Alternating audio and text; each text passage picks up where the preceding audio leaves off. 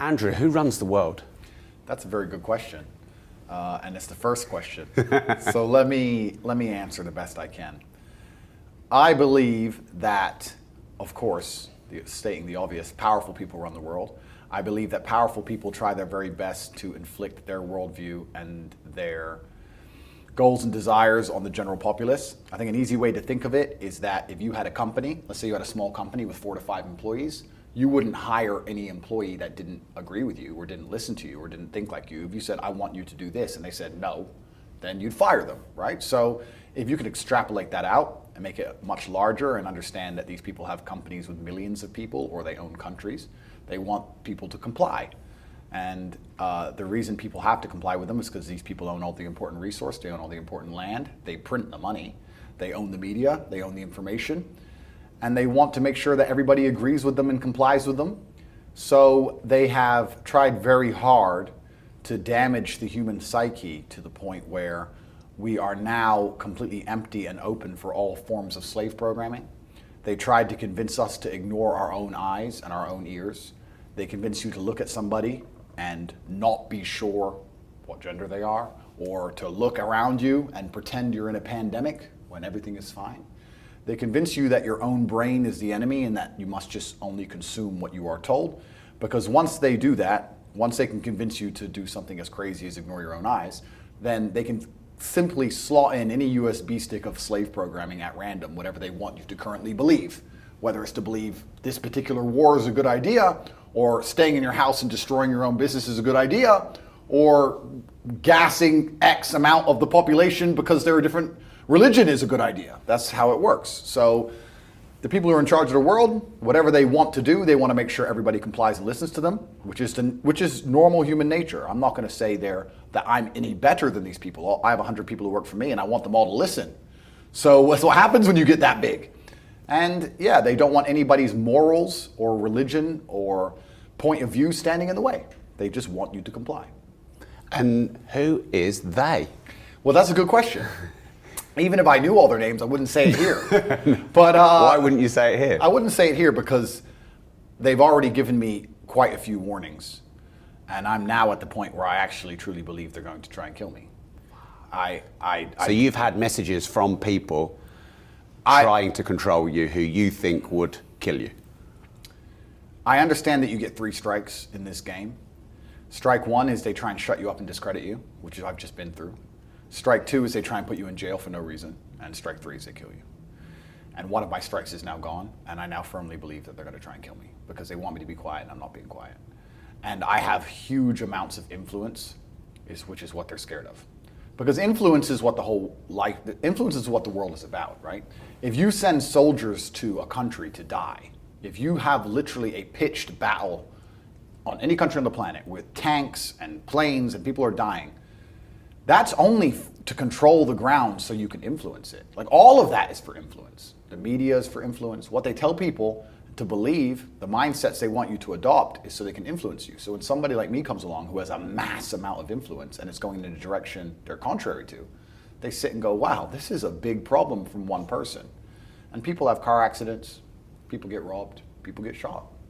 And that's the unfortunate reality of human nature. When you are a very large problem for very powerful people, they look for quick solutions, and the easiest solution is to kill me. And I think it's going to get there if I'm not extremely careful. So yeah, they dislike me not just because of what I say, because everybody knows what I say is true, but because of the huge amount of influence I have, and also the influence I have over the one demographic they're most fearful of, which are the young military-age males. They're the demographic that they need to keep under control the most, because those are the ones who will lead a revolution.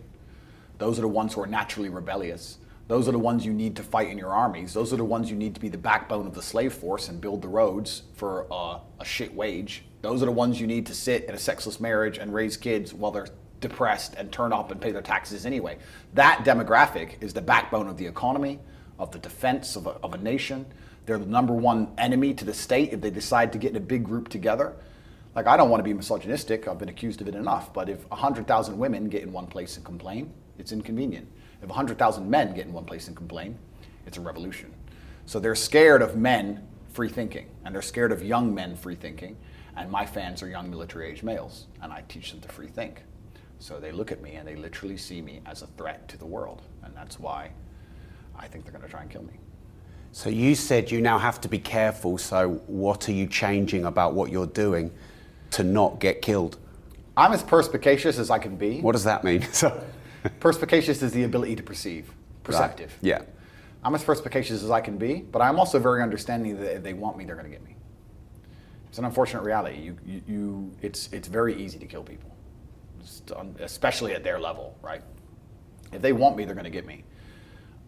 All I'm doing is trying to stay true to myself, stay true to God, because I truly believe this is a battle of good versus evil, and say the things I know need to be said in a way which is respectful enough and important enough so that the powers that be decide that it's okay if I stay alive. But if they decide the opposite, then there's very little I can do about it. And of course, I have a 10-man security team, everyone's armed, I carry a weapon, like, et cetera, et cetera. But if they want you, they're gonna get you. That's the game. So it's kind of, people often say to me, well then Andrew, why do you do this? Why do you talk? And I really believe we're living in a pivotal point in history. As AI gets better, as technology gets better, as they get more and more control over the money and the way people think and the way people move, I think that absolute slavery and tyranny is coming to the entire world. I think our children's children will live as slaves. I think the idea of social mobility will be absolutely and utterly destroyed. You're going to be born into a class, and that's where you're going to belong and stay.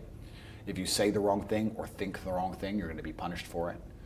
And I think this is one of our last chances to fight, and I think it's a battle of good versus evil. It's genuinely God against the demons, and I know that I'm on the side of God, and I'm a strictly religious person, and I couldn't live with myself if I didn't talk. And if God decides that I have to be martyred for that, then that's his decision. So it's unfortunate, but that's what happens when you have mass amounts of influence. Why, and this is a question to you, if you had control of the world and you spent huge resource and energy on media machines to make people think a certain way, and somebody like me came along and made everybody not listen, would you like that person? Would you want that person to continue to talk? What if you tried to go to him and say, listen, shut up, we've warned you now, and he wouldn't shut up? What would you do? Well, I'm an entrepreneur, so I'd probably try and collaborate with you. But they're not entrepreneurial at that level, are they? But even if they try and collaborate with me, and that's actually an interesting topic because I've had strange offers, let's put it that way, I won't sell my soul. A lot of people do, right? What does sell your soul mean? It means that you sign a piece of paper and you shut up. Right. For X amount of money, or X amount of influence, whatever. Yeah, by collaborate, I don't mean pay you and shut you up. I mean, let's do some business together. Let's change the world. Completely, but the way they want to change the world is not the way I will ever allow them to try and change the world. I don't agree with what they're doing. I think what they're doing is anti-humanist. I think what they're doing is truly evil. And I won't sell my soul. They can't convince me to sit and tell the children what they want the children to believe. And normally when you sign a contract and you become a music star or a sports star or whatever, you shut up because you have sponsors, you have money, you can get canceled, etc. You have to be quiet. And I'm not in that position. So they try and get a degree of leverage over you. I've had very strange offers. Can you share any of them? I had phone numbers appear from nowhere, WhatsApp conversations. I'd have no idea who this person was or how they got my number, inviting me to very private parties in very private places. I had my own phone calls played back to me. I've answered the phone before, and it's a recording of me on the phone, and that's all it is. Wow. And I probably shouldn't say these things on YouTube, but this is the reality of the world I'm now living in. So, yeah, there's things that have happened that have been like, Andrew, you better shut up. But I don't think I'm actually saying anything that's detrimental, and if this is watched by anybody influential, all I'm trying to do is teach men to be true to themselves and be true to the power that's inside of them, God-given. And I think that the world will always be a better place in the end that way. And I'm also very understanding that societies to a degree need to be controlled. Obviously, you can't have every secret out there in the open. But I think that the direction that the West is going especially is truly evil, and I think that somebody needs to stand up and talk about it. I think the things they're trying to convince people to believe and do are not the way that God wanted us to do. I'm a crazy misogynist. When the woman's still sucking dick, dinner's on time, there's not a girl that I look at that I want that I can't have. You want a fucking Ferrari? You can have it. You want that bitch? You can have her. And where's this come from? This tyranny and this future slavery? Well, I think power is always going to corrupt. No matter how good the person, I can give you a million examples, right? So I've known nice guys, and they're genuinely a nice guy. And they get a girlfriend who's completely in love with them, and the girl will do anything for them. No matter how nice that man is, they end up just being a bit of a dickhead to her, because she'll just take it. It's just what happens. Power corrupts people. Like we're not perfect creatures. And I think when you start getting mass amounts of influence and power, it's very normal and natural to get to a point where you just want to be completely and utterly obeyed. And also there's a huge ego trip. And when I say ego, people think, oh, that's a bit of a juvenile way to boil down the world. But I don't think it is. I think that if you're born into a billionaire family and your family's been important since the dawn of human time, that you get a massive ego trip from people complying. And people not complying is a big deal to you, right? You're king. Look at the olden days. If you looked at the king wrong, he'd chop your head off, right? So if you sit and if you come along and give some ridiculous rule, let me make up a fake scenario. Let me make up something totally ridiculous. Let's imagine that everyone was suddenly afraid of the common cold. And let's imagine we told people to wear a mask when they walk in a restaurant, sit down, take it off, eat, put it back on to stand up and go toilet, come back, take it off to eat, to save lives. Let's just do some hypothetical, right? Everybody knows there's no medical backing for that. Everybody knows that's absolutely ridiculous. So why would you do that? Well, you do that to force people to comply so you can sit around and go, that's it. What else is going to make somebody at that level happy besides an ego trip? You think money's going to make them happy? You think you can buy a Ferrari and smile? These people print money. They're above money, right? And they believe, well, I won't say quite rightly, but I understand why they believe it, that they're better than everybody else. They believe that they're literally a different species than everybody else. We're peasants, we're ants. We're nothing to these people. So if they tell you to do something, you better do it. So if you stand up and say, that's dumb, then they go, whoa, whoa, whoa, who's the big mouth? Oh, this ant's smart. And they'll find a way to check you. And if you're an ant that stands up and then a whole bunch of other ants stand up with you, well, that's where the problems come, right? That's why they got Socrates. Do you know why Socrates died? I'd love to hear. He was arrested and he ended up poisoning himself and killing himself because they were going to execute him. And he was arrested for corrupting the youth because he was convincing the youth to think about not joining the military because the wars were pointless. So corrupting the youth is why Socrates died. If you make the youth think, you're an enemy to the establishment. It's always been the same. Do you not go to bed at night sometimes and shit yourself? Yes. Yes. But at this point, I've now made a decision to stand true to my morals and stand true to God and genuinely be a force of good for the world and genuinely try to make people do good things to other people. And if I'm not going to stop doing that. So if I'm going to die, I'm going to die. It's like being in a plane crash. What can you do? The plane's going down. What are you going to do about it? You can scream and be a girl about it, but the plane's still going to crash. So it's kind of not defeatist. It's kind of like you come to terms with the scenario. Am I going to sell my soul and live longer and have less of an impact on the world and know that I'm aiding the devil in its intentions? Or am I going to live a shorter amount of time and do my absolute best to be a positive force for the world and be remembered as such? And I think that God will reward me for that. So it's just you come to terms with the reality that there are enemies too powerful to fight and there's nothing you can do.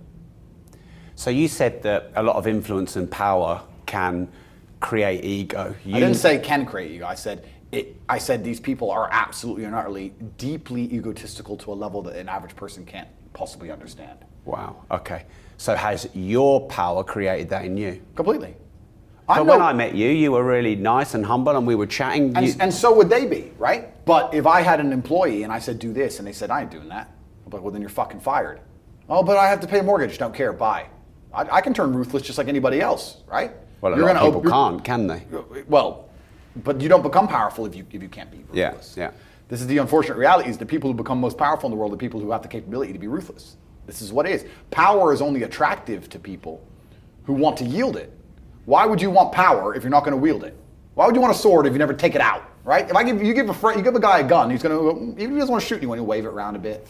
He ain't just going to put it in the drawer and close it and never touch it again, right? So the people in life who never try to become powerful, maybe they're the ones who can sit and say, I wouldn't do that, well, but you're never going to be powerful, so who cares? The people who aim for power and crave power, they crave it to use it, right? And I'm not saying that I'm any better than these people who are in charge of the world. I'm sitting saying this is human nature to a degree. I try my very best to live true to God, and I know that I try and do good things. But the people in charge of the world perhaps believe that their ideas are good. They're opposite to mine, right? So they may have the idea that we should teach children about sex at 3 years old. I believe we should leave the children alone. They believe their idea is good. I believe my idea is good. And if I was in charge of the world and somebody tried to do the opposite idea, teach children about sex at 3 years old, I'd be the one saying absolutely no, shut them up. I'd do the same thing. Do you understand? So I'm no better than these people. We're all human. I just truly believe that my views are better than theirs. But they believe the same the opposite way around. And that's what's so difficult about it. That's what's so sad about the world. If you look at any war, it's never good guy versus bad guy. Everyone has their opinions, right? But it's always a gray mess of some guy's got a good point, the other guy's kind of got a good point. Everyone's half good, half bad, and that's the unfortunate reality of Earth. So, yeah, it's a strange one. But I absolutely, completely will sit here and say, yes, if I had absolute power, then I would wield it completely, just like they are. I get it. I get it, and that's why I know they want me gone, because I know I know what happens when you're a powerful person, and someone keeps poking you. I know what happens, and I know that not only from this world, I know it from the underworld. I've had a very long and interesting life. In a previous incarnation, I was involved in some shady things. And are you talking about another life before your own life? Let's put it that way. Okay. So not in the 35 years you've been here, another life. For legal reasons, let's say another life. Okay. And I've been in rooms with people who sit around and say, this guy's a problem. As in they're talking about you? Or no, I've been in the room and we're talking about somebody else. Right. This guy's a problem. In another life? In another life. Yeah. And the problem gets fixed. This is natural. As in the person goes away? One way or another. So are you talking like, is this like what might have happened to Diana, this kind of thing? Is this what you're saying? I'm talking about, okay, let's take a hypothetical again. Let's say you have 5 drug dealers in a room and a drug dealer keeps robbing them. What are they going to do? They're going to get robbed forever? I'm going to say, no, this is a problem. How do we fix this problem? Well, we've tried to talk to him. He won't talk. He's unreasonable. Okay, then get rid of him. That's business. That's life, right? Well, it's not business. It's that business. Yeah, but and I'm saying that even from the bottom levels of the socioeconomic scale all the way to the top levels of the socioeconomic scale, there becomes a point where the only solution to the problem is violence. Most people don't understand that the entire world we live in is absolutely and utterly violent. I see violence everywhere. If I see a big tree, I don't think, oh wow, that's a big beautiful tree. I sit and go, that tree destroyed every tree anywhere near it. Its root system is 2 miles long. It's been kicking trees' asses for 100 years. That is a badass tree, right? It's a violent tree. And every single thing about civilized society is underpinned on violence. The idea that violence will eventually appear is the only reason any of this works. If I drive through Dubai too fast, the camera will go off and I'll get a speeding ticket. If I ignore the speeding ticket, they'll add money to the speeding ticket. If I don't pay that, they'll send a bailiff. If I tell him to get fucked, they'll send the police. If I tell them to get fucked, they'll arrest me. If I refuse, violence. It doesn't matter what law, what tax code, anything you can think of. If you disobey long enough, it comes back to the bottom line. The bottom line is always violence. So if you talk to somebody and they don't listen, if you try and reason with somebody, they won't listen. You try and bribe someone, they won't take it. It gets to a point where there's one answer left. Well, then teach them a lesson. And most people don't understand this about the world. And I was having a conversation with a woman once. She said she was a pacifist. And I had to correct her. And I said, you're absolutely and utterly not a pacifist. You may be incapable of violence because you're a female, but you believe in violence because if I were to attack you, you'd call the police. And you want violence by proxy to protect you. You believe in violence because you believe in law and order. You can't be a pacifist amongst savagery, right? You like the idea of living in society. You like the idea of your house being yours. Well, why is it yours? It's yours because it's enforced by a legal contract that the government will enforce with a police force, with violence. The whole world's violent. Everything's violent.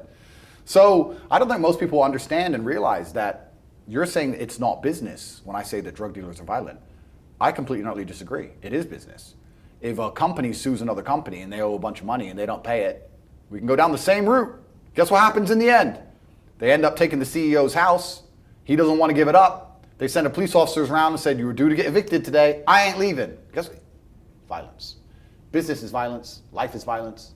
It's all violence. We put a nice little happy sugar coat on top of it. But that's the truth of the world. And I'll make it very clear here. I would never kill myself under any circumstances, ever. Gave me a bunch of mind-altering drugs and then sat me down to repeat all the bad shit that ever happened to me for hours and hours a day, I'd kill myself. It gets to a point where it just ain't fucking worth breathing anymore if you're gonna believe in that bollocks. If you're depressed, I don't wanna think anything like you, so take your opinion and get fucked. How did you learn all this? That's a good question. I've had an interesting life.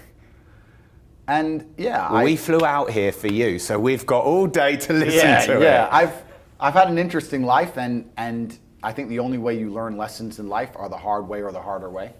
I think that humans are terrible at learning lessons easily. You will see somebody make the same mistake 100 times until that one time it really hurts. That's just how we are.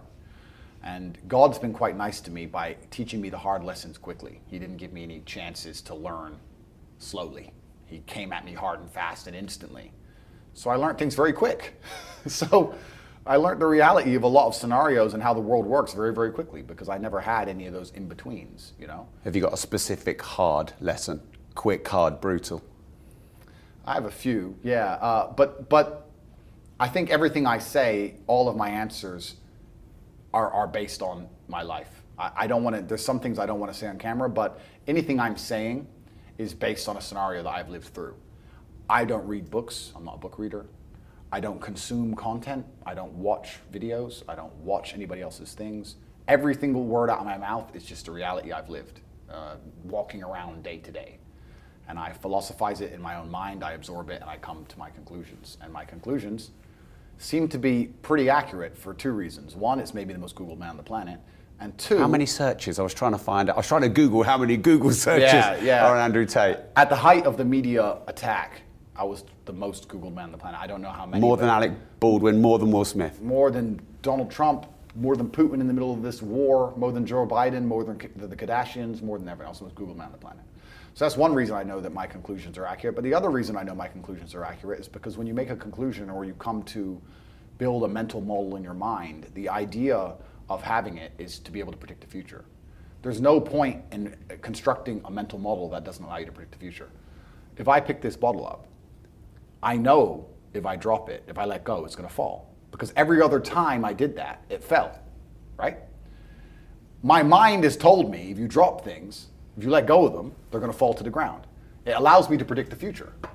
If I couldn't predict the future with my mental model, if my mental model believes something else, then I'd make a bunch of mistakes. I've predicted the future completely and utterly accurately my entire life. I know that I'm right because the way I think allows me to be correct in every scenario I've ever been in. I know when someone's gonna hurt me. I know when my time's almost up. I know how to make a bunch of money. I know all of it. I've never been wrong about anything. So for someone to come along and try and convince me that my mental model and my way of viewing the world is inaccurate, it's gonna be extremely difficult because I'm gonna sit and say, well, my mental model produces X to this accuracy, and you're a dumbass. So what can you predict, my friend? And that's the reality of the world. So my stories are being told, the lessons of them at least, when I'm speaking. What are the lessons of the Middle East? No, the lessons of the stories. You asked me a story and I'm saying I won't tell the story, but the lessons are being told. Okay. Andrew, are you misunderstood? That's a good question. I want to answer. That was my original question one, by the way. I want to answer as a professional. Yes, I am misunderstood.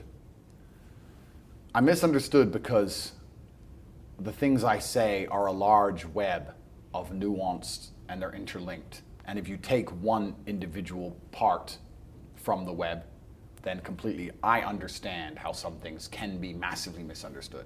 I also understand that most people have no interest in the truth and no interest in digging deeper and finding out the truth about a person or a scenario.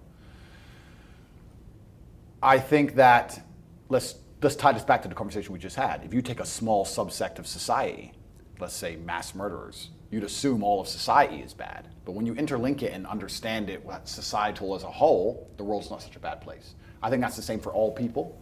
I'm certainly one of those people. And I think that my ideas, when they're properly explained and completely digested, head to toe, very rarely, if at all, ever get a negative reaction. The people who misunderstand me so feverishly are people who have never even bothered to genuinely understand me at all. I know this because there's actually a very famous TikTok account. Some guy, he walks around college campuses in America and he says, "Have you heard of Andrew Tate?" The girl goes, "Yeah." "Do you like him?" "No, I hate him." "Why?"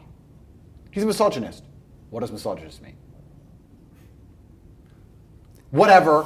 And they just walk off. Whatever. So and it's different versions of that same conversation. What has he said that's misogynistic? Well, he hates women. No. What did he say? And this is what it's amazing how the conversation interlaces, right? What did I say at the beginning? The slave programming, the empty mind. Andrew is misogynistic. People who are going to walk through earth and repeat that, they have no evidence, they have no proof, they can't tell you why. When you challenge them on it, they get angry because it's been installed in their brain because they're dummies. And when a dummy, you remove and you empty their brain, you install the new programming, they instantly get enraged when they realize their brain short circuits. Explain why you feel how you feel. They can't. And then they have a breakdown. And this is the true height of the slave mind. If you can convince somebody to have a strong emotional reaction about a subject they don't even understand, imagine the level of slave these people are. Imagine if every time you saw the color red, you just lost your mind. You're a slave. You're controlled. And all the people who dislike me, because none of them can even tell you why, are slaves to the matrix. They belong to the machines. They've had all of their morality and all of their own thoughts completely and utterly erased. They've installed the new program. First it was or whatever it was. Now it's Andrew, Slava Ukraine, goes on and on, whatever the new fucking story is. Andrew's the enemy right now. And they don't even know why they feel how they feel. And there's a large percentage of the population walking through Earth now with opinions that they will fight to the death for, and they don't even know where it came from. And they don't even know why they believe it. And it doesn't even benefit them. This is the miracle of it. If you have one of these opinions that you really defend, but it benefits your life, I get it. Like, let's take an extreme opinion. Let's say you're the Taliban, right? You have extreme opinions. But those opinions allow you to live life in a particular way. You'll fight to defend those opinions. But if your opinion is, "I hate Andrew Tate," your life is no better. You don't gain anything. Your reality doesn't change. But you're still prepared to fight for that opinion. You're a slave. And most of the people who dislike me, in fact, let me correct myself, everybody who dislikes me is slave-minded. And it is still a minority. 90% of comments on my videos are positive. But there's 10% slave minds who, no matter what evidence you show them of me talking good about women, or my charitable donations, which rack up to the tens of millions of dollars, or the foundations I run, or the orphanage I built, or all the people's lives I've saved when I reply to men who are suicidal and men's mental health, which I'm working with closely, no matter what you show them, their only reply is, "But he's bad." And they won't tell you why. And this is just the slave mind. You can't reason with the slaves because they've been programmed. So you mentioned the underworld and the matrix. What is that? Have you seen the movie? Yeah. Damn straight. Yeah, good movie. So in the movie The Matrix, your body heat is being salvaged, and to keep your mind occupied, you're living inside of a false reality, computer generated. The reason I think we live in a matrix now is because I think the same thing is happening. Perhaps it's not our body heat, perhaps it's our work, our ideas, but they're being salvaged, and the reality they've given us to occupy our brains is false. We don't live in the real world. We are living in a reality where we're told stories and narratives that aren't true, where they try very hard to distract us with garbage. Rihanna. I have nothing against Rihanna. Like, I don't know her. But when I see a concert and I see hundreds of thousands of peons standing amongst peons. What are they? Peons is the people who go to these concerts. Right. Peon means peasant. Standing because This is an education in language. no, but they are peasants because they're acting in a peasant way. They're acting like peasants. Hundreds of thousands of people in a crowd looking up at somebody like they're God, jumping up and down for hours on end. You're a peasant. You're a peasant. And your life's shit, and you have no achievements, no money, you're depressed, but you're distracted. They've distracted you with this idol, whoever it happens to be. Put them there. And the peasant's like, yeah. And then they go home and they're told something by the news. Let's make up a completely false scenario. Be afraid of the common cold. Okay. And then anyone who comes back and says, why are we afraid of the common cold? They delete their point of view. They shut them up to create a false reality. So people are living a life where they're working a job, they're being enslaved by the machines for their tasks, but their mind is distracted by garbage and only fed a fake story, and they're living inside of a computer-generated simulation. They're living inside of a world that is not real. They don't live in a real world. A lot of people live inside of the Matrix completely, especially the people who dislike me. And how do you get out of this simulation and into whatever the real world is, and what is the real world? They should do a public post on all their social media. I am sorry I believed the lies. I am sorry I helped purport the enslavement of mankind. I am sorry I was a tool of the Matrix in its enslavement of man. I am sorry. And money is the key to beginning to escape. So we had Hustlers University. They attacked it when they attacked the Matrix. So now we've started our own banks. We have our own banking license, we have our own payment processing, we have our own data center deep in a mountain. Was that because it all got taken off you when you were cancelled? It's because they were attacking it. Right. So we built all the infrastructure ourselves. So you're decentralized? Completely. So it can't be attacked anymore. And that's the real world, and we can teach people how to make money. And the reason I teach people how to make money is because money is stage one to escaping the Matrix. You can't think for yourself and talk the things you believe if you need that wage and that person tells you to shut up. You can't. The reason everyone wore the mask is because they had to pay their mortgage.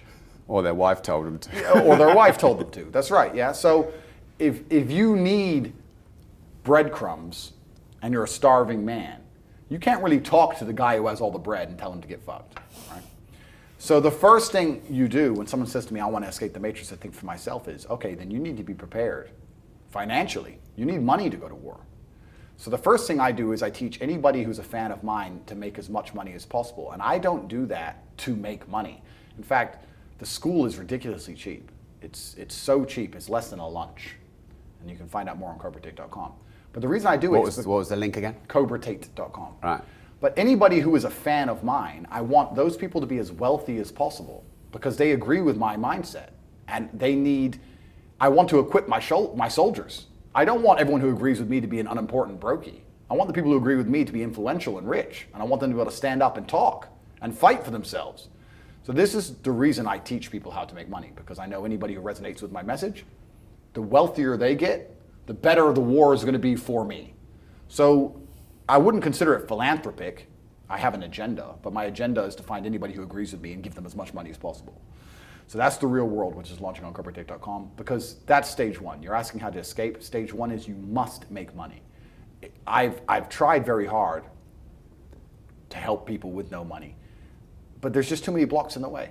You can't put that on social media. You can't afford a day off work. You can't afford your boss to get mad. You can't afford to get arrested. You can't get a lawyer. You can't fight. You can't fight. You need bullets in your gun.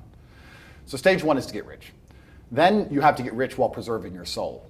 And that's a harder part, right? Because as you get rich, as you climb, there are many different hands trying to drag you in different directions. He says, looking at me over his glasses. You have women, gambling, drugs, degeneracy, hedonism. Isn't that why you have money? Well, this is it. And you can dabble, but you certainly don't want to lose your soul completely. Yeah. You have large business interests offering more money, more power, to believe X, to say X. I can sit here and say now, I have never sold a scam to anybody. I don't sell crypto pump and dumps to anybody. I don't sell soft drinks full of sugar to anybody. I've been offered money by gambling companies. I said no.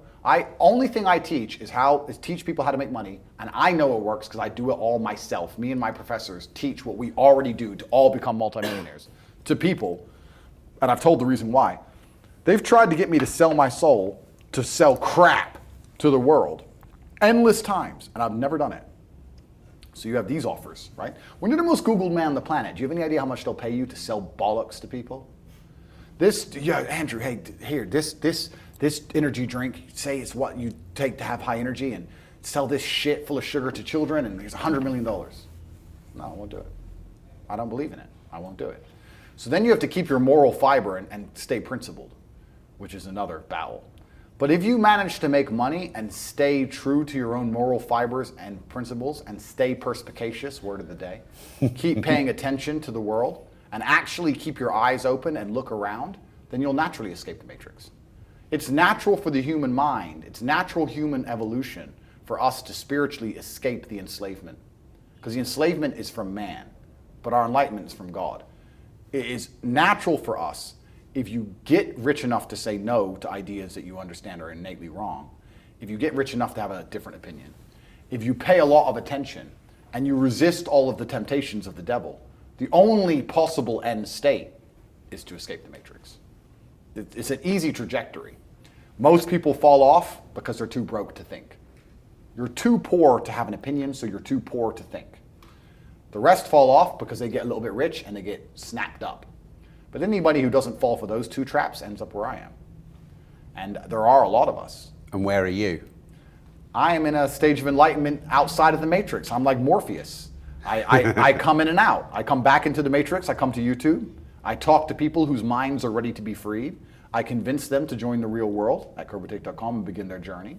And I take the free minds and we escape the matrix together. This is why for a long time on Twitter, I had an account called Morpheus. I was Morpheus because that's what I kept getting compared to. I come in and out trying to free the minds. And I hope I find Neo. I hope I find somebody who's even better at attacking the matrix than I am. All I'm trying to do is talk to the people who understand what I'm saying is right. When I say these things, there are going to be certain amounts of people who listen to this and think I'm crazy. He's crazy.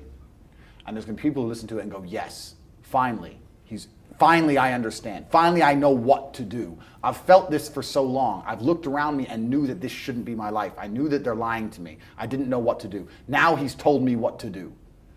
Those are the ones I'm interested in. And they can join the real world. Inside of CobraTake.com, I'll see them there. Anybody who thinks I'm crazy, that's fine. I'm crazy. Don't worry about me. I'm a crazy misogynist. The news has never lied to anybody.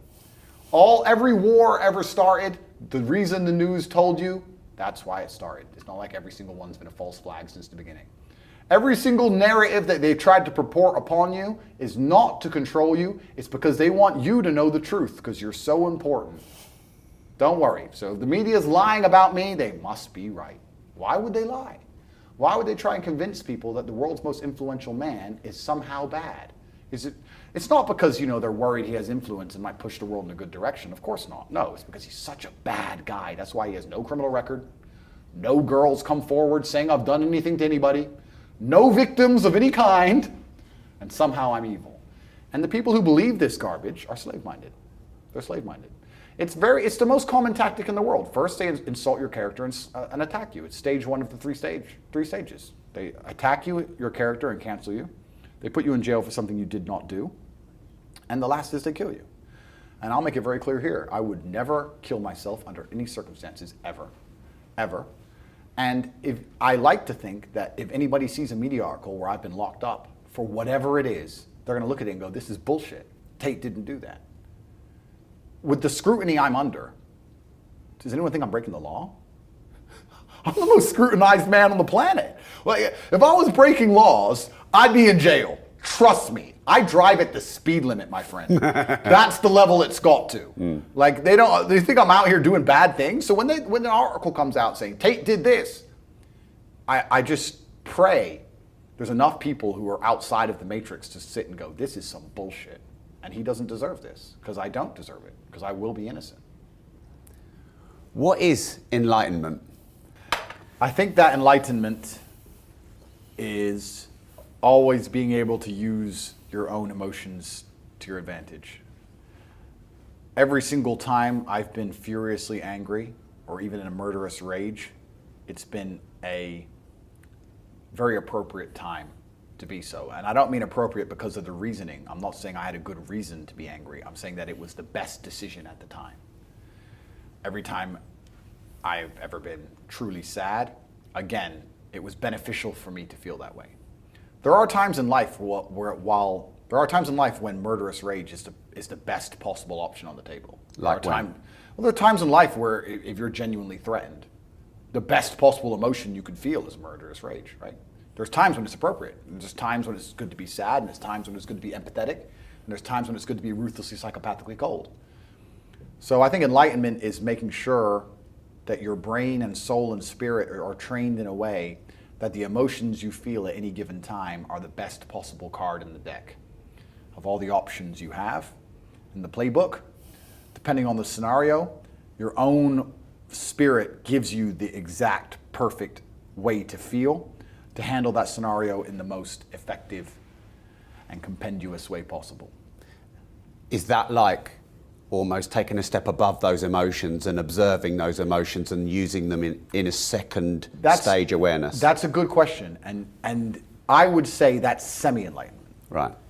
There was a point where, yes, I'd get furiously angry and I could see myself from the outside and it was conscious. But when you actually reach true enlightenment, you don't have to be conscious of it and you don't have to observe yourself from the outside. You just feel what you're supposed to feel at the exact right time, all of the time. And you're absolutely engrossed by it and completely. I've never been murderously angry where that was not the best chance of me handling that scenario to my advantage. And I've never been in any other emotional state where it wasn't the best possible move. When I think back outside of the emotional experience itself and think, could I have felt a different way and would that have allowed me to act in a different way that would have helped me more? The answer is always no. The way I felt allowed me to do exactly what I had to do. And yes, there was a point when that was semi-conscious and now it's not conscious at all. If I start to feel angry, it's not conscious. I am angry completely and utterly and I trust my body and my spirit that I'm supposed to be angry and I'm supposed to act within that frame. And that's what true enlightenment is, because thinking outside of it and being conscious of it is good, but it takes time. And often in the most extreme scenarios of life, the one thing you will not have is very much time. There has to be instant and complete decisions, and there has to be final scenarios, what's the word I'm looking for? Consequences. Is that something you trained yourself to do?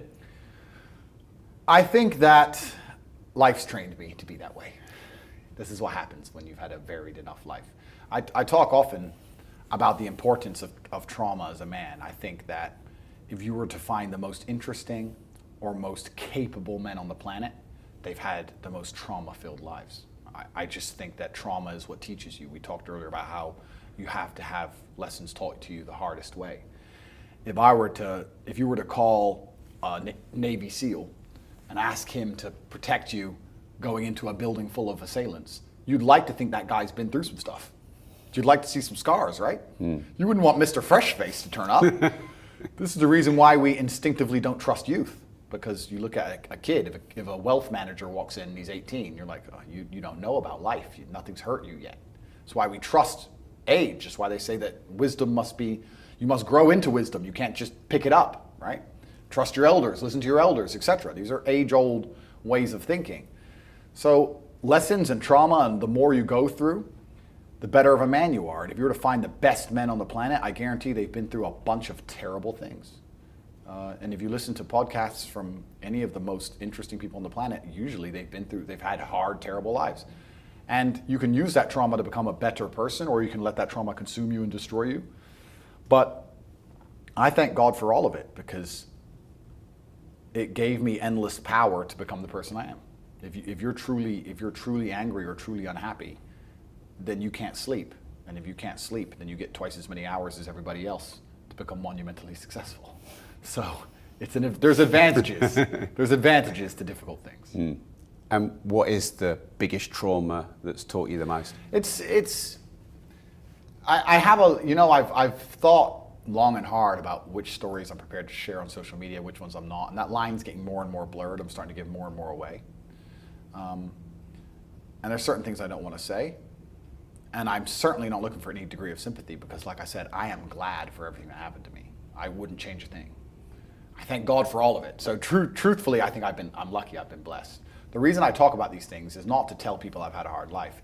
It's to make it clear to people who are complaining about their own lives that the bad things that are happening to you are what you need to become the man that you want to be. I can't talk about women because I'm not one. I actually think trauma is terrible for women because it masculinizes them. They become cold. And that's not attractive, right? We want feminine, pure, protected women. I don't want a woman to ever go through anything bad in her life. I think a man should go through it for her and protect her, because I think that's how she's her best self as a woman. But I think to be your best self as a man is the absolute opposite. And when someone emails me and says, "This has happened to me," I'm like, good. No, what do you mean good? It's terrible. How else are you going to become important? How else are you going to find endless fire to get up and struggle in the face of the competition that's out here in the world? How else are you're going to do all that with a nice, cushy life? If any man's honest with himself, think about the biggest transformative stages in your life. Think about the times you got the most work done. It was a bad part of your life. You were heartbroken, or you lost a house, or broke, or whatever. That's when you did shit. When everything was fine, when the woman's still sucking dick, the mortgage is paid, dinner's on time, it's kind of doop-de-doop-de-doo, little by little, do a little bit of work, do a little bit of relax. But the big events come from trauma. This is it. So it's a cheat code. It's a cheat code to climb the mountain. So when I get a message from whoever and he goes, "My wife left me, I'm devastated," I say, I understand. I completely understand how hard it can be to lose a woman that you've given your entire life to. And you've done so many nice things. And then because of one thing you did, her innate and absolutely insane level of ungratefulness has turned her bitter, and she now talks to you like she hates you over one thing you've done after thousands of efforts showing how dedicated you are to her. And even now that you're prepared to die for her, she doesn't give a shit about you. I understand that pain. But my answer is, good, it's still good. Now take all of that pain, and instead of emailing me, do this. And then you're going to become the kind of person that women don't leave. Then you win. Andrew, I've got to do my job here. Sure. I don't want to do this because I'm really enjoying this, so I've got to do my job. I want to push you for one specific example of something that was traumatic to you, maybe something in your childhood or something, because there's still a wall there where you haven't given us anything that's really hurt you. Oh, completely, yeah, I haven't answered. So, I mean, I have a whole bunch of things, but I can give you a simple one that I've talked about already before, and this is one that everyone can relate to. Losing my father was bad. Me and my father were exceptionally close, but it's a natural part of human evolution. As you grow, you're going to lose your parents. This is what happens, right? It's going to suck, but the only alternative is that you die before them, and I think that's worse because it's not natural, right? And there's an African proverb that says you don't become a man until your father dies, and I can confirm that to be true. That is my biggest fear in life. What I know is coming, not, It's coming. Yeah. And it's sudden, and it's instant, and it's brutal. Yeah. And, but all the trauma, like all of the pain associated with that experience, it taught me at least, I all of a sudden almost remembered every conversation I ever had with him. Like I was talking to the guy every day, right? How old were you when that happened? 27. Yeah. I was talking to the guy all the time. But once he's gone, you remember all the times he was right and you didn't quite understand. All the times he was saying things you didn't quite get. All the times you talked back and you were absolutely and utterly incorrect. You're like, oh shit, I've been wrong this whole time, right? So it teaches you a whole bunch about yourself. And it also, for me, what it did was make it clear to me that I'm no longer a student and it's time to become a teacher. Yeah. And also my scenario with my father was very unique because he was the only person on the planet I allowed to check my thinking. Even at the age of 25, 26, I had asked my dad if I was right. I didn't give a shit what anybody else said. You could get 20,000 people in a room saying, "Andrew, you're wrong." Didn't care. But if my dad said I was wrong, shit, I was wrong. So once he wasn't around to check my thinking, I had to check my own thinking a lot harder, a lot more carefully. So yeah, I mean, that was a terrible experience. I miss him like the deserts miss the rain, but that's his life, right? The only alternative is worse. I don't think he would have been able to actually function if he lost me. So this is how it goes, and it's coming for all of us. What's actually kind of amazing is he is mentioned and talked about now so often on the internet because of my massive fame. So I've kept him alive. By becoming so successful, people are interested in my origin, which makes people talk about him. So it's kind of like, if you have a duty to your bloodline and a duty to your ancestors and you truly love your parents, how can you still be sitting at home playing video games being a lazy piece of shit? Don't you want people to remember them? Don't you want people to think, wow, who's this person who raised this amazing person? So that in and of itself, it should be endless motivation. If anyone's watching this, if you love your parents, you can't be a loser anymore. Like, otherwise they're going to be forgotten along with you, you know? So, but yeah, it's coming. But we're all going to be forgotten in the end. Perhaps, but there can be different, perhaps this is true, but there will be different evolutions of fables. There are still stories we tell from 2,000 or 3,000 years ago. And I tell the story of my father, and my son will tell the story of me, and his son will tell the story of him. And we will all be so influential that the name Tate will live forever. And this is what gave me solace. But this solace that you find after your father's passing, that solace for me also gave me a massive sense of responsibility and duty. I can't now not be who I am, which goes back to earlier when you were saying, well, they're going to get you. How do you sleep at night? Because I can't not do this, because by doing this, my father is remembered, and I will be remembered. And my son will be born and instilled with a sense of duty, which will make him impossible to program by the Matrix. So I know my son will be a good person. He won't be a piece of shit like all these other children.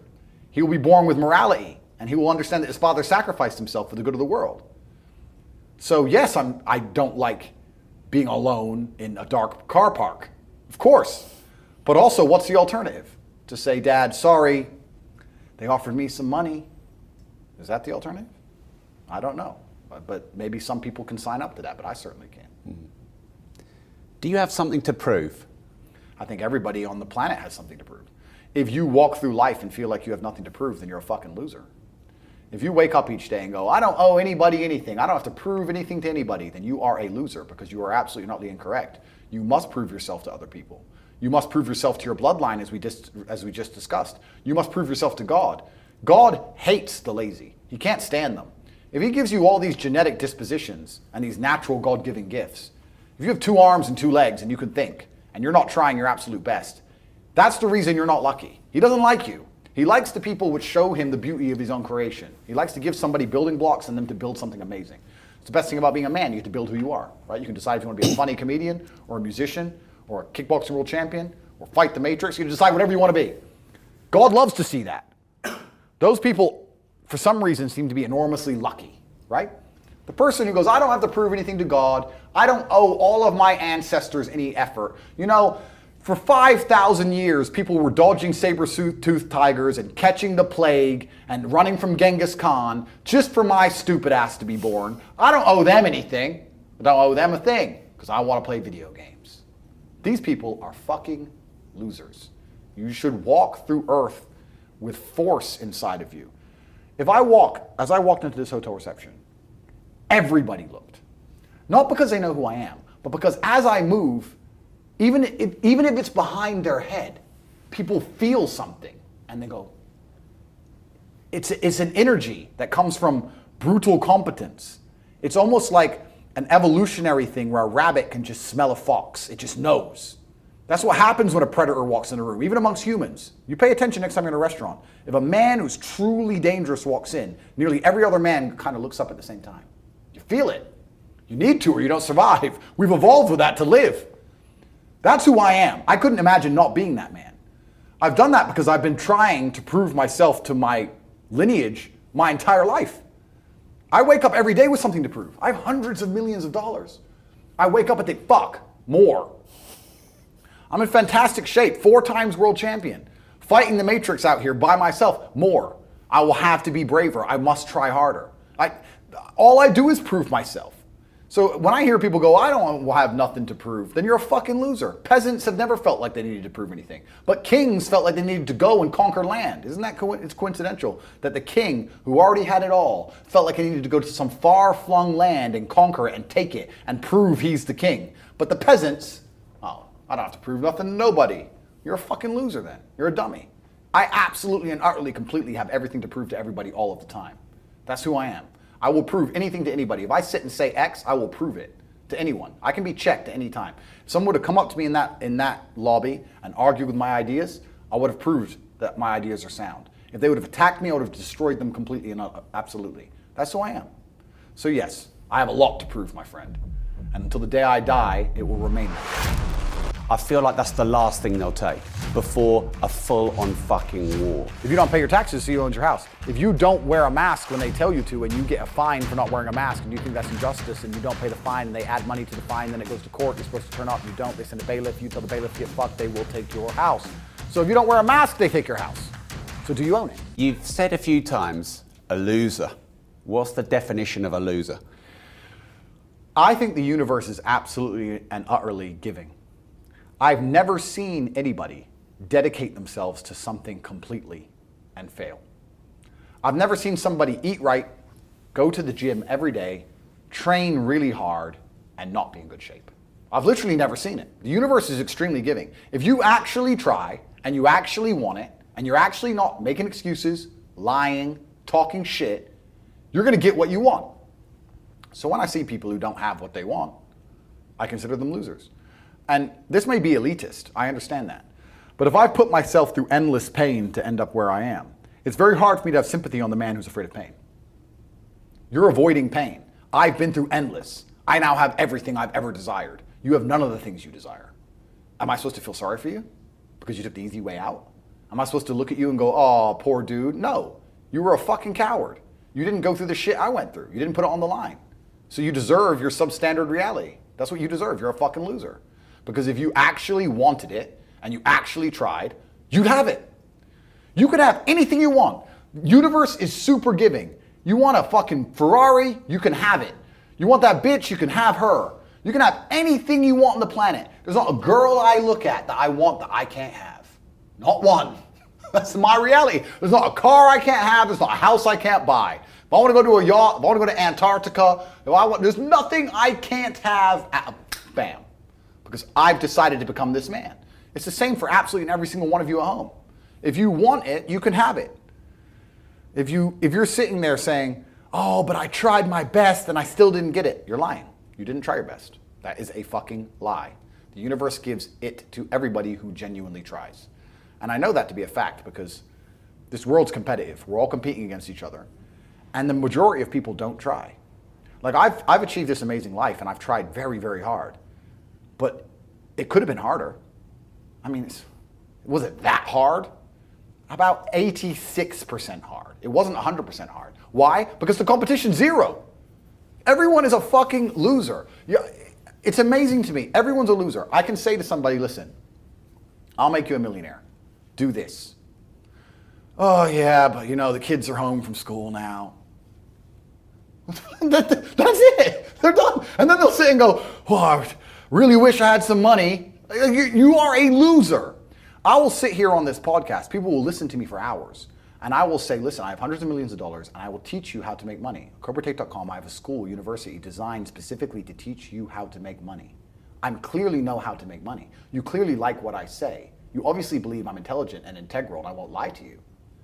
And still, a whole bunch of people will sit there and go, yeah, anyway, next video. And then they'll say, can't afford a Ferrari, and wonder why. Like they'll be confused in their minds how they didn't end up getting what they want. Because you're a fucking loser. That's why. And the majority of people are losers. And this goes back to why, when we were saying earlier, how I know the elites view us. Because I'm from a council estate in Luton, a single parent household. And I've only been rich 10 years or so. And I despise losers. So imagine you're a billionaire born into a family, a lineage which has controlled Earth for hundreds of years. Imagine how much they despise us. You think they give a fuck about putting a bullet in me? You think they're gonna have any sleep at night missed? You think they give a solitary fuck about you missing your fucking parents' funeral because of the common cold? They don't give a solitary shit. Why would they? Because I already know how I feel when I listen to losers complain. Because this is what happens at a certain level of competence and power. You just get to a point where you're like, I'm tired of hearing your fucking excuses. That's bullshit. And you become, to a degree, yeah, cold and psychopathic. It's true. That's what happens. And I get it all the time. I get thousands of emails a day. Everyone I grew up with, people I know, I get it all the time. They'll message me, hey man, just unlucky. You are not unlucky. You are a lazy fucking loser. You are not unlucky. You're breathing. You're lucky. The unlucky ones are gone. You're alive and you are a lazy loser. So a loser is anybody who does not have everything they want at the drop of a hat. That's who I call a loser. Because I have absolutely everything I could ever possibly desire. And if I wanted something that I couldn't have, I guarantee you we could speak again in a few months and I fucking have it. I guarantee you. Because if I want something and I can't have it, I can't sleep. When I was broke, I couldn't sleep. I don't know how there's broke people out here sleeping just fine at night. Going, oh, you know, inflation's 20%, gas prices are 6 times, everything on the news is a lie, I never stand a chance of ever getting rich, where's my pillow? Like, what the fuck is wrong with you people? I'd go to bed at night as a teenager and think, I looked it up on the internet. It was a Honda Civic Type R. I wanted one. It was like 38,000 pounds. I had no money. I had less than 50 pounds in my bank account. Couldn't afford it. Then I looked up how much a Ferrari cost. 210,000 pounds. And I said to Tristan, my brother, I was like, there are people with 210,000 pounds for a car. And he's like, yes, so? I'm like, no, not so. How? If I worked my job for 6 years and saved every penny, if I walked to work and didn't eat, I couldn't buy this car. How are people doing this? I couldn't sleep at night when I was broke. I knew that everything was a lie. I knew the Matrix was lying to me. I knew I had to find a way out. I was sitting there going, I refuse to live my human years and be some second-class citizen peasant when there's people out here who get to do whatever the fuck they want. I couldn't tolerate it, and I was so uncomfortable that it gave me the motivation I needed to escape. But the people who go, oh yeah, nice Ferrari, yeah. Back to the TV. Dummies, losers. And the thing about the world is, we need losers. I'm not mad at losers. If that's the reality you've chosen to live, you get one spin in this version of life, and you decide you want to be a loser, that's fantastic, because my cars need cleaning, you know, my hotel room needs cleaning, I have a party with all these beautiful women that's a bit of a mess. Please, go pick it up. Somebody needs to do that shit. I ain't gonna fucking do it. If I had to walk into a hotel room and clean up after some other man's party, I guarantee you I'd do whatever it fucking took to become rich so I didn't have to do that shit anymore. But you wanna do that for 20 years? Thanks, friend. Someone's gotta flip the fucking burgers. Someone has to make the fries. I want a Happy Meal now and again. But I don't feel sorry for you people because you fucking deserve it, because it's a decision you made. You made that decision. If you're sitting at home and you say, I don't want to be a loser, you know what to do. I told you how to escape the Matrix. CobraTate.com. You can join. I'll teach you. But if you're going to sit there and go, nah, maybe this guy with hundreds of millions of dollars is trying to scam me out of 25 pounds. All right, smart ass. Have fun at McDonald's. Get fucked. I have no sympathy for these people. Zero. Do you have a little bit of a system you can share on how to make money? I know we've got CobraTate.com. We'll keep shouting it out. But any tips for someone who's ready, but they don't yet know the how? Completely. So we teach it inside of the real world, of course. I keep mentioning it because it's so important. But there are 3 keys, I believe, to making money. The word of the day. First one's perspicacity. Most people go through life and they do not pay attention. I've said this before and I want to stick by it because it's so important. You need to pay attention to every single time you spend money, because you cannot make money. You're not the Federal Reserve, you're not a government. Governments make money. All of us take money from somebody else or a business or a government. We take money from other things. So the easiest way to learn how to get good at taking money is to pay attention to every time someone takes money from you. So next time you buy a coffee, don't just buy the coffee and drink it and think nothing of it like every brokey. Don't do that. Say, okay, why am I buying this coffee? Okay, I want a coffee. All right. Why am I buying here? Well, this is on my way to work.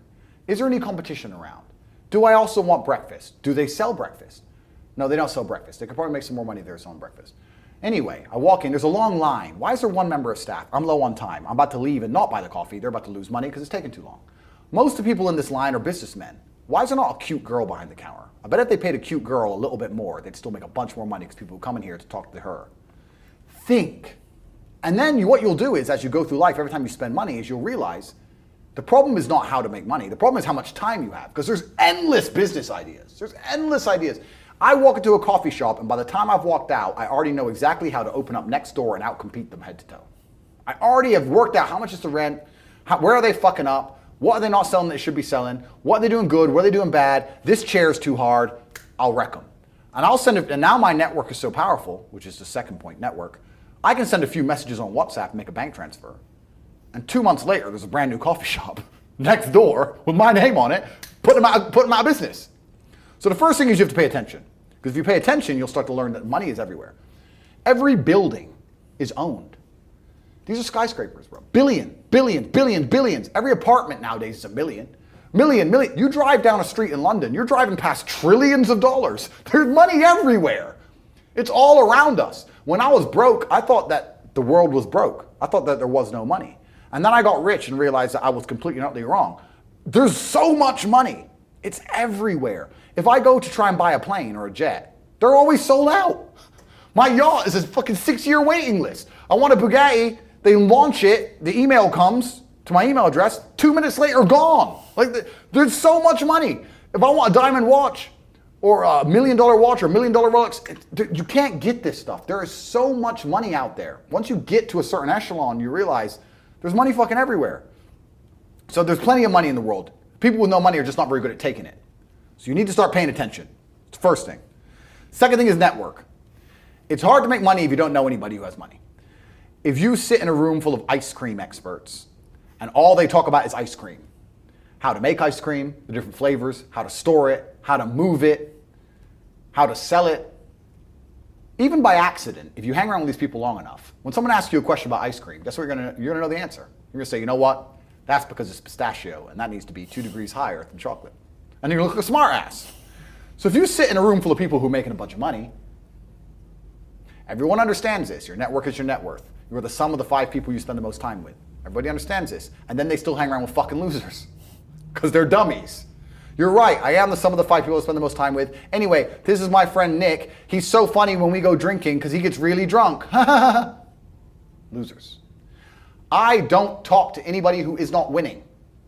Everybody whose phone, every phone call I will answer, if I answer a phone call, it is from a winner. I don't talk to losers. Everyone I talk to is rich. Everyone I talk to is making money. Everybody. If my entire reality is full of multimillionaires making money, how am I not going to make money? And this is why network is so important, is because it's the same reason that wolves hunt in packs. If you're a lone animal, you have one set of eyes. But if you're a pack, you're watching every single angle, every single side. Perhaps I might miss something. I'm as perspicacious as possible. But one of my friends identifies that the war in Ukraine is going to change and the Russian ruble is going to pump. You can make a bunch of money on a Forex trade, for example. I may not have noticed, but he'll notice. Now I've made a bunch of $1 million for getting a text message, right? Because I have friends who are paying attention. All of us are paying attention. So your network is super important. That's another thing. We'll go into this because I have something called the War Room, which is also on corporatetape.com. I let people read for themselves, but that's my private network. And we specifically talk about money and a few other things. But that's is that like more like a mastermind? It's the real world's how to make money, and the War Room's what to do with money, if that makes sense. Yeah. It's all on corporatetape.com. I don't want to get off track, but it's there. But second is network. And third, it's to identify the reason why you don't have as much money as you want so far. And there's one of 3 reasons. You are either lazy, stupid, or arrogant. Those are the only 3 reasons anyone is poor. And you have to identify and choose which one it is. The majority of people are not the one they think they are. The majority of people are the one I'm about to say at the end. So let's start with lazy. There are a lot of lazy people. The unfortunate reality about money is that you are competing. So it's player versus player. It's like anything in the world. If you want that beautiful girl, so does everyone else. You have to win the competition. You want that car, you have to get it first. You want that money, everyone wants that money. You have to compete. It's competitive. Business is competitive. You are competing against people like me. You're competing against people like the people in my network. You're competing about people who only talk about money, who understand money very well, who operate in jurisdictions all around the planet, who are extremely well connected, who know things before you know them, who have mass influence and mass power and mass resource. You're competing against me. This is what you must understand. You're not waking up going, I want to make some money. You're competing against people like me. You're competing against billionaires. You're competing against hedge funds. How did these hedge funds keep growing? Where are they getting that money from? From the brokies. They're robbing you. They're robbing all the poor people from the pension fund, dummy. That's where they get it from. This is who you're competing against. So the competition is absolutely and utterly fierce. Understanding that you're a man with a small pistol up against a mighty army, if you want to add a little bit of laziness on top, you're fucked. So when I say people are lazy, they go, I'm not lazy, I work hard every day. You work 8 hours a day? You work eight? The fuck? If I'm awake, I'm working. I'll be driving my Bugatti Chiron through Dubai, working. I'm texting at the same fucking time. I don't take a second off. I don't take a minute off. I don't relax. I don't rest. I don't stop. I don't chill. None. Ever. I'm either asleep or at work. That's it. Second I wake up, I check my phone, I begin working. I go to the gym in between sets, I am working. I'm online working the entire fucking day until the second I go to sleep, I am at work. That is all I do. And you are at home competing against me and you want to watch a movie tonight and then say you're not lazy. You're fucking lazy and you're gonna lose forever. That's laziness. Next is stupid. I don't think many people are actually too stupid to be rich. You can be below average IQ and still get very rich. A very small percentage of people are too dumb to be rich. The slave minds, they'll never be rich because the matrix tries to keep you poor because when you're poor, you can't think like we talked about earlier. So everything the media tells you is designed to make you poor. They want you broke and struggling because if you rely on the government for food stamps, then you can't argue with the government, can you? So that's what they want. So anyone who believes in the matrix and believes in media and believes in the lies they're told, anyone who sits there and goes, that's true, it's literally designed to make you broke. That's why it's all a scam. Do your GCSEs, do your A-levels, get in debt, go to uni, get out, get a shit job, get a mortgage. Don't worry, when you've paid that mortgage off when you're 61, then you'll have enough money to go to Spain for holiday. Then your pension comes. Oh, government doesn't have the pension money anymore. Funny enough, hedge fund stole it. Pay half your money in your life in tax. Oops-de-doops. And then you wake up one day and go, whoa, I just got fucked.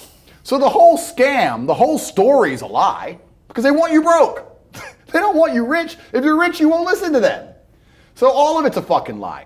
And intrinsically, we all know this, right? When I pull up in one of my 30 cars to a gas station and people look at me and they see a Lambo or a Ferrari or a Bugatti or a Koenigsegg, whatever I'm driving, nobody goes, wow, he went to school. No, they think drug dealer, gangster. They're thinking he broke the rules because anyone who follows the rules doesn't get shit. It's all a scam. It's all a fucking lie. So the slave minds are fucked, but those are the only ones who are too stupid to make money. Anybody who understands that the matrix is lying to them is smart enough. So very small percent are too stupid. Inside of our school, at the height of it, before the matrix attack, we're relaunching now, we had 175,000 students. Wow. When we had 175,000 students, maybe 2,000 we kicked out for being too stupid. It's step by step. Do this, do that, do this, and don't be lazy. The fuck? It's not that hard, right?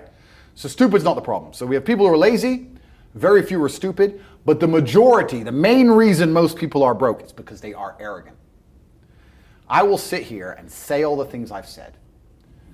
I will do this, take time out of my life for free. Somebody at home will watch and digest it for free. They will agree with the things that are being said or at least be entertained enough to continue to watch. And then I'll say, I'll teach you how to make money online. CobraTape.com, you can join the real world. And they'll sit there and go, nah, I'll do it myself. They're arrogant. They have these egos from fuck knows where because they didn't earn it. And they're just too arrogant to listen to anybody. I became world champion by listening to my coach. I didn't become world champion by walking in and saying, I'll do it myself. That's not how you get anywhere in life. You have to listen. If Mike Tyson were to walk in, or if Elon Musk were to walk in here and talk to me about money, I wouldn't be sitting there going, I can do that. I'd be like, oh, Mr. Elon, richest man in the world. Hello, very nice to meet you. Please, even though I already understand I don't want to launch a car brand or put rockets in space, please, you must know some things I don't know. How do you deal with the currency fluctuations? Does inflation impact how much it costs for you to send a rocket into space? Like, I'd ask him something that's useful, right? But some people are so brutally arrogant that they'll sit here and they'll listen to all the things I said, and they'll agree that I'm intelligent, and they'll agree I'm massively successful, but they'll sit there and go, yeah, but you know what? I'll do it myself. I don't want to join that school because, I'll do it myself. They're arrogant. Everybody's fucking arrogant.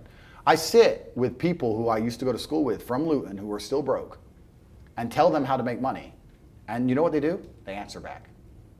Yeah, but it's not that simple because, the wife gets the kid, and you know what, and I don't like to do things that way. The way I like to work, the way you like to work is why you're fucking broke. So what the fuck are you talking about? You just sat here and wasted 10 minutes of my time. I told you how to take your business of painting and decorating or whatever the fuck you're doing and make a serious amount of money, and now you're telling me the way you like to work? Then stay fucking broke. The fuck you want me to do? What level of arrogance? But this is people. They'll sit with a multimillionaire and tell you their view. Oh, I think that know when you're out qualified and accept it and learn. So we all do. I'm not going to I can't play piano for shit. If the piano teacher walked in here and said, this is what you do, and I said, well, I like to move my hands this way. What kind of dumbass? But this is the arrogance people operate under. So I'd say 20% of people are lazy, 20 to 25%. A large portion of the world are not lazy. They're actually working exceptionally hard, but they're doing the wrong thing. 5% of people are too stupid. So say 25%, 5% is 30%. But 70% of people are brutally arrogant, and this is why they are poor. That's the truth. And how did you make your first million? Good question. I've talked about this already. It was an unorthodox strategy. I've talked about it at length, so I won't give the whole story because it's too long. But I identified a gap. I identified a market. I approached the scenario and the situation extremely professionally. And I worked exceptionally hard. And I made my first $1 million. So my first millions came from owning a webcam studio. So I saw a little advertisement in the corner of a web page saying, talk to live girls now. I've never been a porn guy. I'm not interested in that shit. But I was like, that's interesting. I know some girls who need some money. Boom, boom, boom. I put together this apparatus, extremely professional. No fucking sexual misconduct. No Dan Bilzerian. No threesomes. Nothing. Very professional. 50-somes if it's down. Very professional outfit. And I used all my business knowledge and all my life knowledge, and I applied it. I worked 22-hour days, I would say. I got to the point where I was so tired. But I'd say, you know what, give me 20 minutes. And if I could hear the alarm go off, I'd get up. Sometimes I just slept clean through it, and I slept an hour or two. For months and months and months, and I built an empire. I built an insanely large empire at one point. I'm completely out of that business now, but how did I do it? As in, did you sell it? I didn't sell it, I just closed it all down, I moved on. I started making a bunch of money and I found other opportunities. But how did I get that opportunity? Perspicacity. First thing I said, pay attention. I paid attention. I looked at the girl. I'll give you the coffee shop example. This is what I did. I clicked on that advert. I saw the girl sitting there, miserable, waiting for a customer. I thought nobody's going to buy from an unhappy bitch. The men who are paying her are trying to escape an unhappy life or they wouldn't be doing this shit. So when I got my girls online, smile. Happy girls get paid. That was the token. That was the slogan. Happy girls get rich. Joking, ha ha ha. Who's you gonna pay? You're gonna pay the girls like, yeah, having a blast. So I paid attention to the competition. I saw an opportunity, just like the coffee shop. So all the things they did wrong. The room was messy, camera quality was shit. There's the basic stuff. The way the girl acted and interacted, all that stuff. And I applied it all by paying attention countless hours watching everybody else, finding the way to do it better, just like with the coffee shop, and I did it better. So I was absolutely and utterly perspicacious, and that's how you make money. And I did it with that, but I could have done it with anything. And now I do it with everything. The story of me sending a text message via my network and having a coffee shop is a true story. I've been in there maybe twice. I don't even go. And I have mechanisms in place to make sure I'm not robbed too badly because unfortunately a little bit of cash goes missing. But everything's in place and it makes me money. I don't think I've even drunk my own coffee. I identified, I put together a list. It needs to be like this, like this, like this, like this, like this. I have competent people who work for me, which is very hard to find, but I do. They understand to follow the doctrine to the doctrine. And I'm getting money into a bank account. That's it. And you can do that with literally anything if you have a strong network and you pay attention. You can do it with anything. Even podcasts. We're doing a podcast right now. You guys are already big and successful at this. I'm telling you, you can look at the biggest podcasts in the world and still see what they're doing right, what they're doing wrong. That's the game. That's the game. And then you have to outcompete everybody else.